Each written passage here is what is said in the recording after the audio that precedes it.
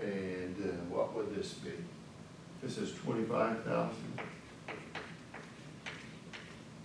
minus, what is 20 times this? It would be 12,500, thank you.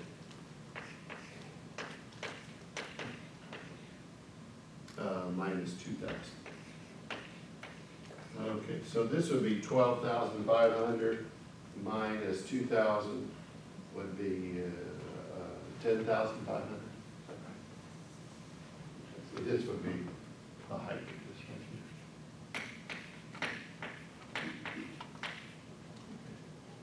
here. Notice here the first derivative is 0, second derivative is negative. It has a concave shape, generating the maximum at 6.5.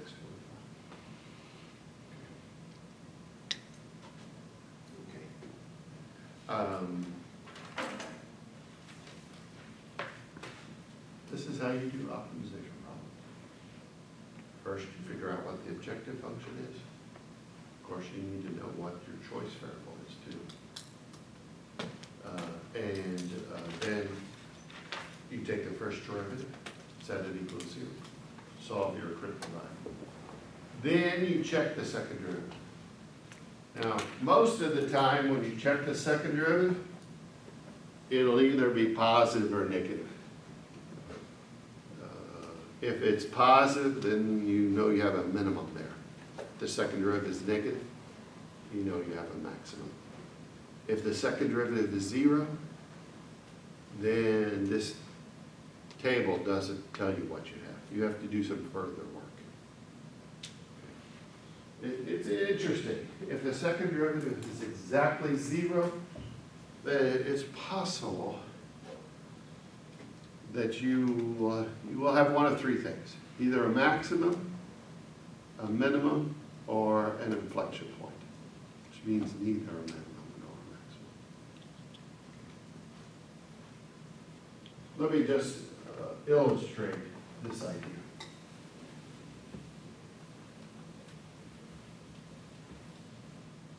Suppose we have this function right here. Y equals x minus 5 quantity squared. Oh, not squared, excuse me. Not squared. That would be 2. Let's say to the 4th power. Now, without doing the math,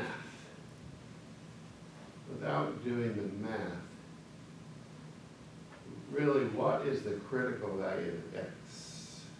And at this critical value, do we have a maximum or a minimum? Okay, see if you can work that out in your head. Critical value would be 5. 5, okay. And then the value of y at x equals 5, is it a maximum or a minimum, or neither? Second derivative would be 0 as well, so you have to probably draw the graph to figure that out. Right, okay. Let's use the intuition. Use your intuition. Ian, what about x minus 5 raised to the 4th power? It would probably be a minimum because it would always be sloping either way, I think. Yes, it absolutely is going to be a minimum, because x minus 5 raised to the 4th power is always going to be positive or 0. If x equals 5, then it would be 0, because a 0 raised to the 4th power is 0. But if it's anything but 0, that it's raised to the 4th power, then x minus 5 to the 4th has to be positive.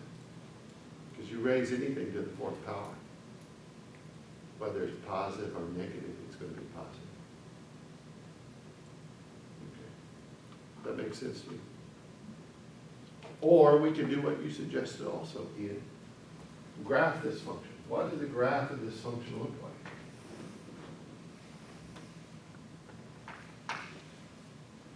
right here at x equals 5, the value of y is 0. Right here, see if x is 5, you have a 0 raised to the 4th power, which is 0. 0 times 0 times 0 times 0. 0. But suppose x is a little bit less than 5. Well, let's say x equals 4. Then this would be 4 minus 5 would be minus 1 to the 4. What is minus 1 to the 4th power? Plus 1. Minus 1 times minus 1 times minus 1 times minus 1. It's plus 1. Any negative number raised to an even power is going to be positive. So that means it has to turn up here. It has to turn up like that. And if you go x greater than 5, then it's positive. Something positive raised to the 4th power. So it's going to turn up. So I'll have a shape that looks roughly like that. So just intuitively, you know right here, the critical value of x is 5. And if you, however, if you take the second derivative is 0. So let's just verify that. And let me use the same notation that I did before. This is y equals f of x. F prime of x is actually, we need to use the power function rule here. So f prime of x will be what? 4 times x minus 5 raised to the Right. 1. Yes. Now, it so happens in this case, derivative of the inside with respect to x is just 1. So that's the first derivative. Set this equal to 0. Now, what's the only way this is going to be 0? X is equal to 5. Yeah, if x is equal to 5. The only way this is going to be 0 is if this term right here is 0. So you know right away the critical value of x is 5. Now, what is the second derivative?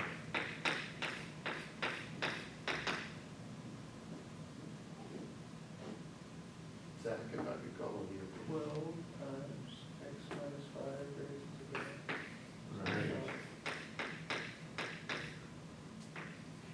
Right. 1. Now, we need to evaluate this second derivative at the critical value of x, which is 5. So what is f double prime of 5? It's going to be 12 times 5 minus 5 squared. And this is 0, so it's 0. So in this case, I think as you observed Ian earlier, the second derivative at the critical value of x is actually 0. But we know intuitively, and by doing the graph, that really we have a minimum here.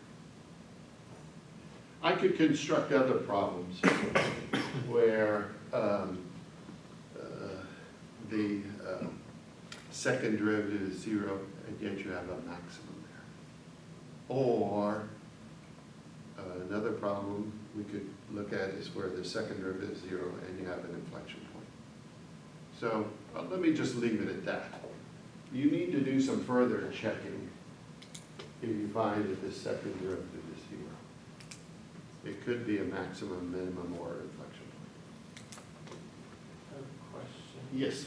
Am I mistaken to believe that you can continuously take the derivative of the derivative of the derivative until it's either positive or negative to find out if it's maximum or minimum? No, there is a way, there is a formal method for determining whether you have a maximum or minimum by looking at, say, the third, fourth, etc. derivatives. And maybe I will talk about that after we talk about Taylor's theorem, because it involves using Taylor's theorem.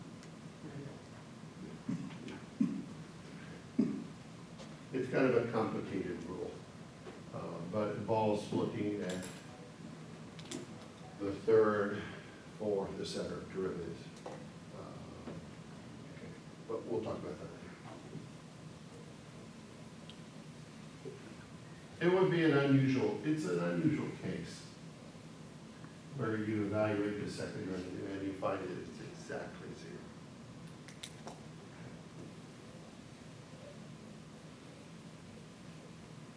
But actually, since you raised this point, Zach, let's just go back and look at this a second.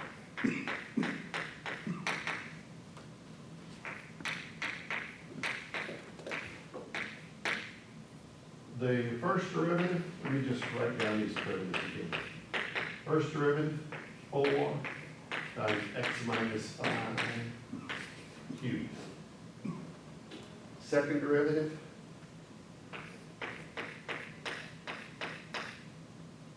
is 12 x minus 5 squared.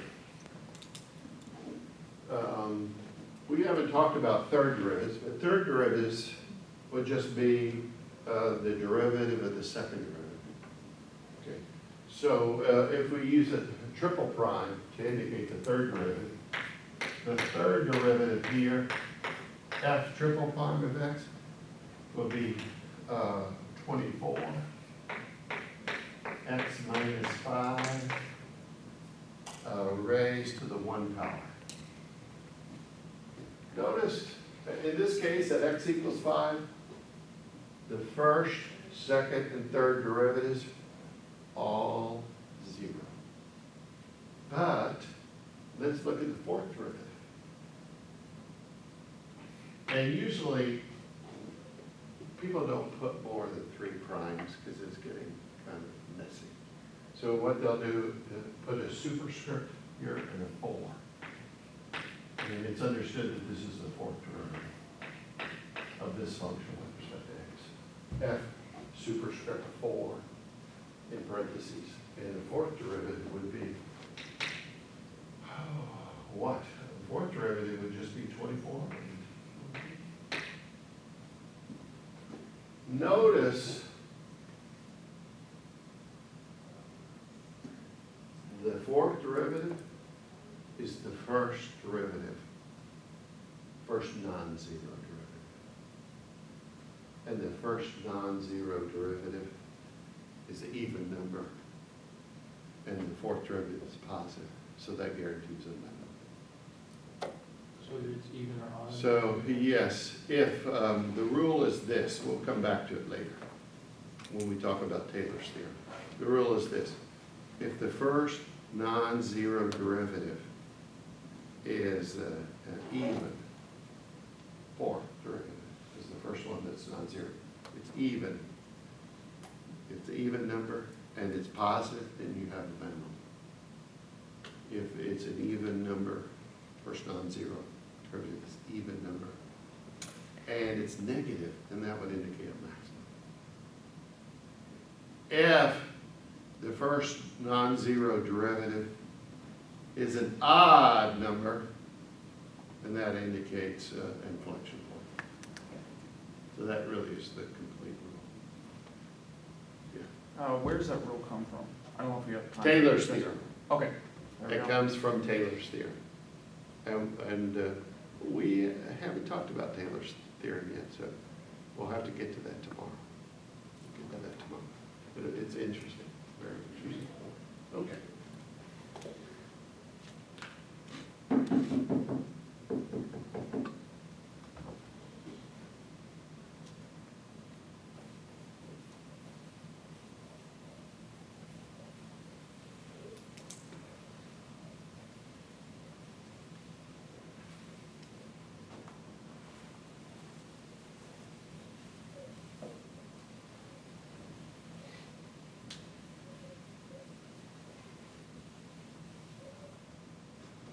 I have just perhaps enough time left to get back to a question you were asking about earlier, Tyler.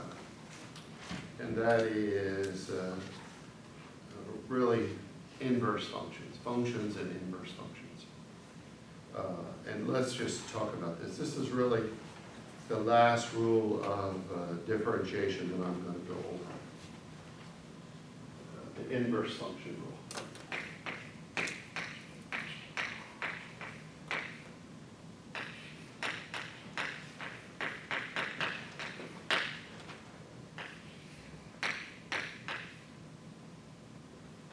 Let's start off by assuming we have this situation. Suppose y is a function of x, so we could write it this way. That means for each value of x, you will have a unique value of y. You might be interested in, Tyler, in saying, okay, given here that y is a function of x, under what circumstances can we write x as a function of y? Okay. So given this, when is x, and usually the way they indicate the inverse function in this context is this. They'll use a f with a -1 superscript. When is x an inverse function of y? When could you flip this around and express x as a function of y? Well, the only time you can do this is if this function right here, this f function, is a 1-to-1 mapping. In other words, not only do we require each value of x to give a unique value of y, but we now also require that each value of y gives a unique value of x associated with it. And this is said to be a 1-to-1 mapping, 1-to-1 mapping between x and y. For each value of x, you have a unique y. For each y, you have a unique value of x. See, that would rule out something like this. If you had this function, y equals x squared, it looks like this. It's simple quadratic coming through the origin. So it looks like that. So it is true, in this case, that y is a function of x. Because for each value of x, there is a unique y. You give me any value of x, there's a unique y. But in this case here, it's not true that x is a function of y. Y is a function of x, but the reverse doesn't hold. X is not a function of y. Because if you just take this, for example, this y value of 1, if y is 1, then x could be either 1 or -1. Because a -1 squared is 1, plus 1 squared is 1. So in this case, y is a function of x, but x is not an inverse function of y. This is not a 1-to-1 mapping. For you to have a 1-to-1 mapping, the function f must be a monotonic function. And a monotonic function is just either a function that's always increasing, in which case it's a monotonic increasing function, or the function's always decreasing, in which case it's a monotonic decreasing function. Or just put this a little more formally. Suppose for all x1 and x2, and suppose x1 is greater than x2, then if this implies that f of x1 is greater than f of x2, then the function is said to be a monotonic increasing function. So for bigger values of x, the function is greater. So this would be a monotonic increasing.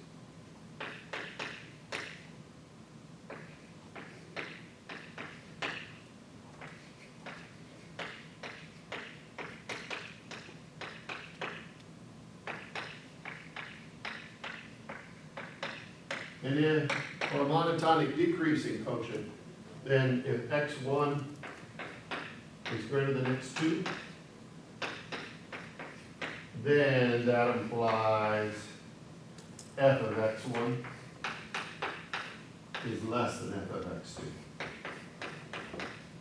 And then f is a monotonic decreasing function. So this is all the same.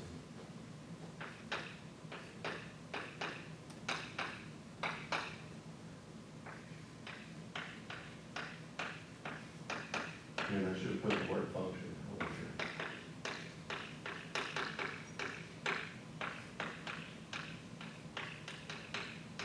Okay, let me illustrate with a simple example. This idea is very simple. Suppose you have a simple linear function like this.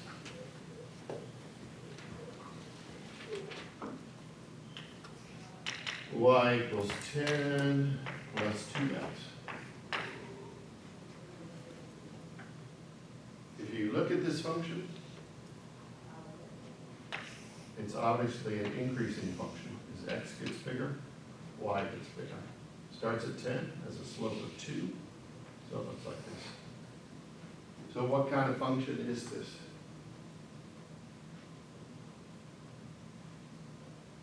Monotonic increasing. It's a monotonic increasing function. As x gets bigger, y gets bigger. The value of the function gets bigger. This is monotonic increasing.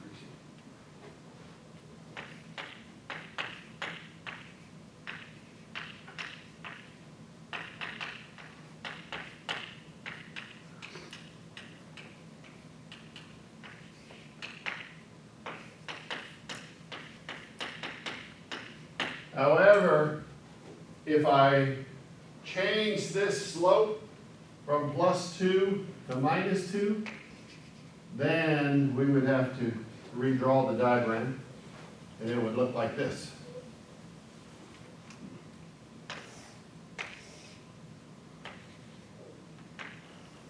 And now what kind of function is it?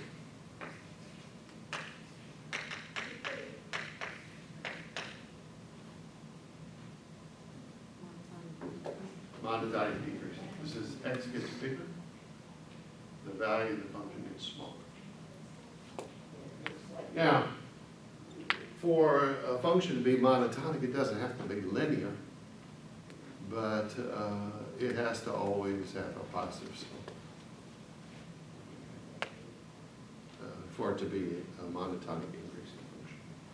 For it to be monotonic decreasing, the slope of the function has to always be negative. It doesn't necessarily have to be linear, but it has to be monotonic. If the function's monotonic, then that means the inverse function exists. It could be either monotonic increasing or monotonic decreasing, either one. Then you would know that the inverse function exists. And you could write x as a function of y in this case. Could I ask you about just the first if there? Yeah. Can we just go to that? Okay, if x1 and x2 are any two values of x, but suppose x1 is bigger than x2, then if it's an increasing function, then the value of f will be bigger at the higher value of x. Just as it is if we had an upward sloping line here.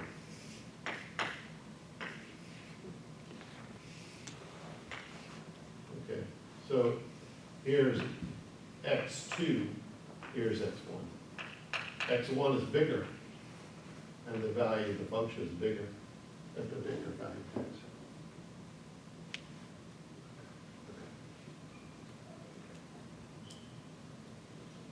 The easy way to determine whether a function is monotonic, increasing or decreasing is just take the first derivative. The first derivative, dy dx, is always positive, then it's a monotonic increasing function.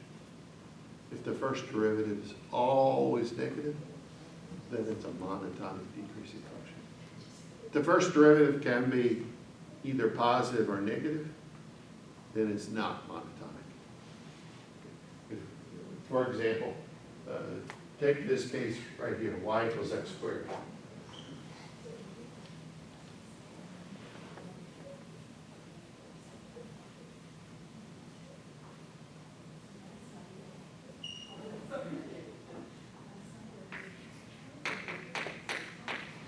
dy dx, or f prime of x, is just 2x. Now, if x is positive, the slope is positive. If x is negative, the slope is negative. So, therefore, this function is not monotonic, because the first derivative is sometimes positive, sometimes negative. So it's not monotonic.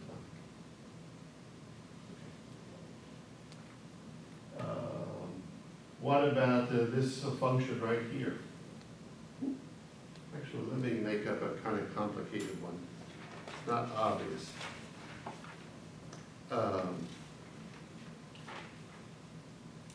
Suppose we have this function. Y equals x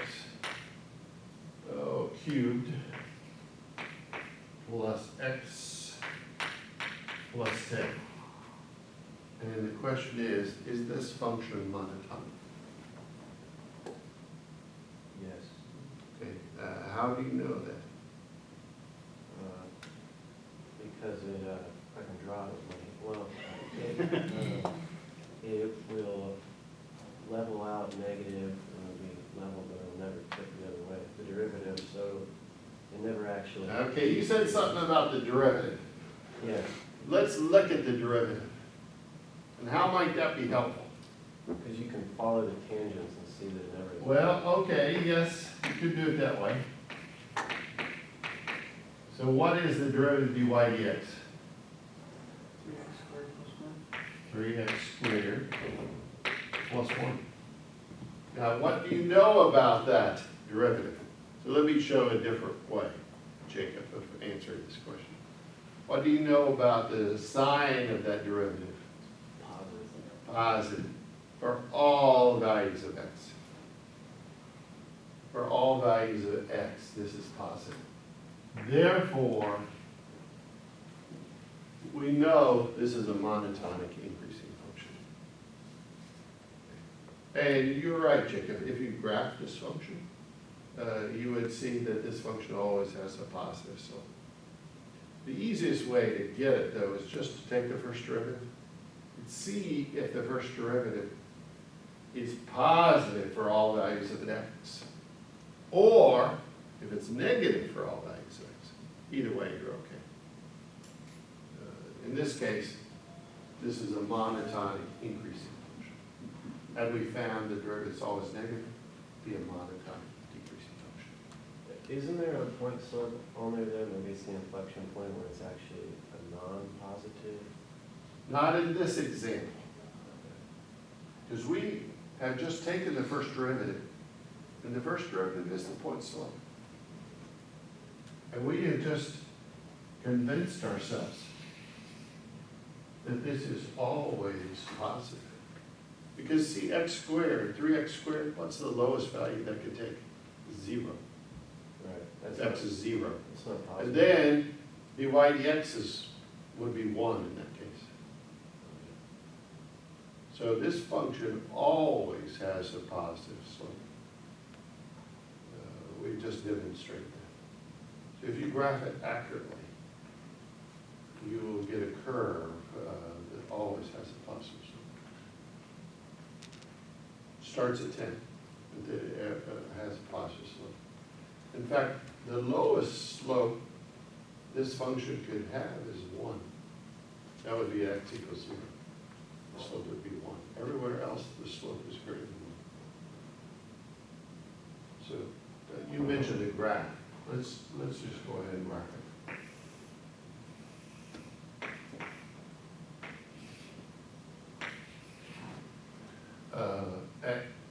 X equals 0,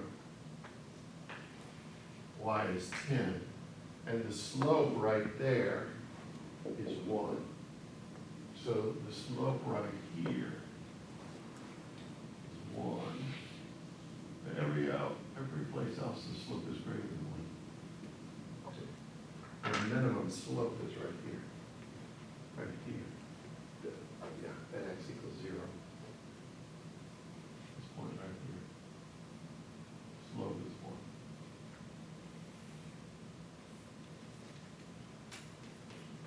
Everywhere else, the slope is even greater. All right, so that's the inverse function rule. And let me just follow up with one more thing. If the inverse function exists, if f is monotonic, then the inverse function exists, and you can find dx dy. And there's a relationship between dy dx and dx dy. And the relationship is this. Dx dy is just 1 over dy dx.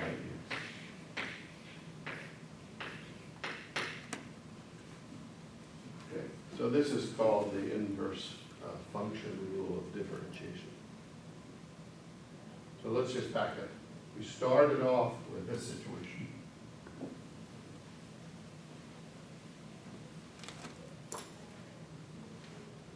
Y equals f of x.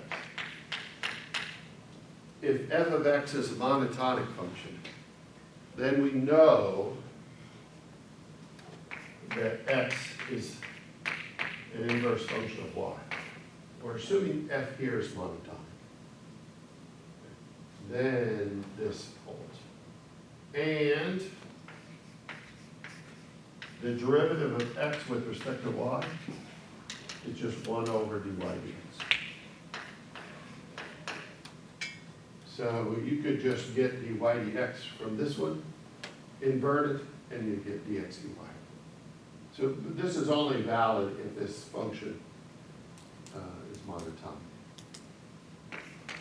And we're assuming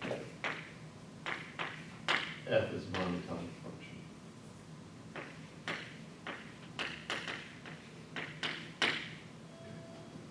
Either increasing or decreasing.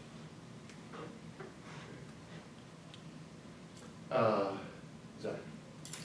So going back to this example, if we drop the plus x and plus 10, we'd just be left with x raised to the third, and then there'd be a point on the derivative where it's equal to 0. Would we still consider that monotonic increasing function, or would we no longer consider it that? Well, okay, you raise a very good point. Suppose we have just this y equals x cubed. Then dy dx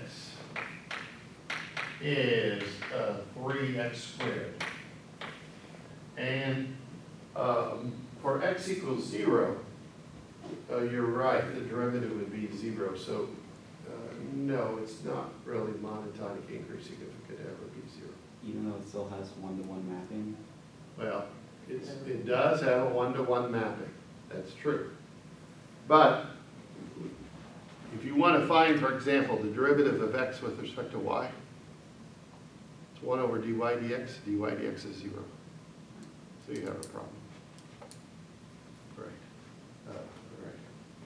Right. Why isn't that the case with? So when I said, so you're actually, in this case, we do have a 1-to-1 mapping. Well,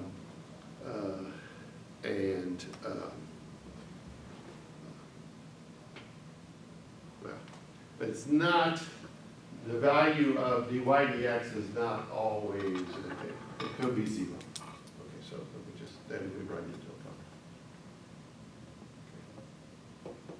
Because then if you try to use this rule, it won't work because dy dx is 0. So you have 1 over 0. So dx dy would be undefined.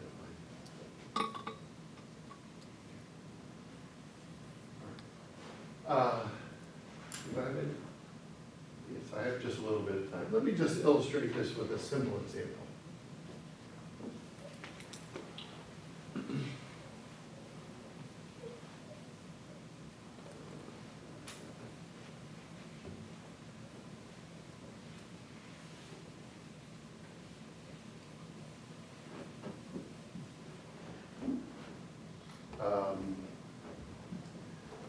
Let's take this case right here. that we were discussing earlier.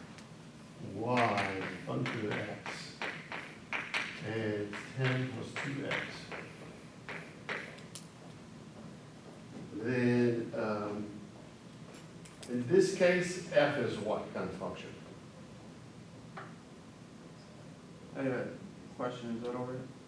Yeah, sure, sure.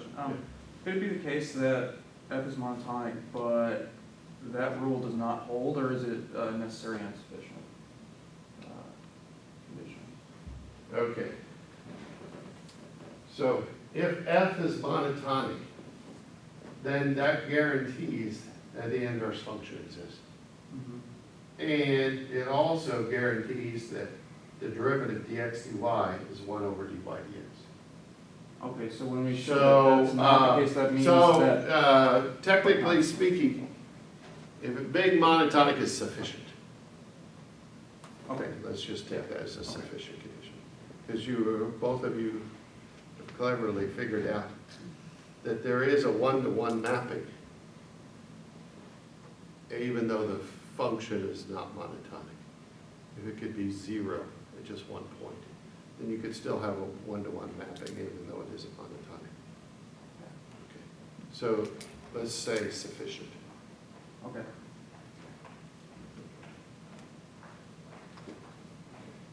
Actually, you could say, if you want to use this rule of differentiation, then it's also necessary. But it's not necessary for the existence of the inverse function. But it is necessary and sufficient for this rule of differentiation. Okay. All right. You people are good. Very good. Gonna keep me on my toes. All right, so going back to this simple function right here, what is